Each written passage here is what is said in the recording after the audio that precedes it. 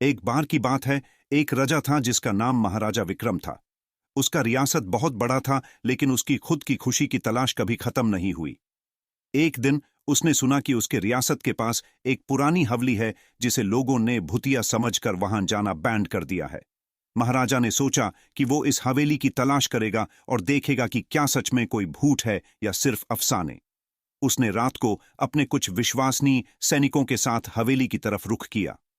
हवेली बहुत पुरानी थी और उसके अंदर अंधेरा था।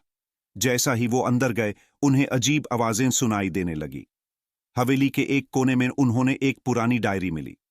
जब महाराजा ने डायरी खोली तो उसमें लिखा था कि एक समय पर यहां एक रानी रहती थी जिसे उसके अपने ही राजा ने धोखा दिया था। रानी ने अपने प्रिय राजा से बदला लेने का सोचा और उसकी खुशी की तलाश में रानी ने अपनी आत्मा को इस हवेली में बैंड कर दिया। महाराजा को यह सुनकर डर लगने लगा, लेकिन उसने सोचा कि उसे सच्चाई पता करनी होगी।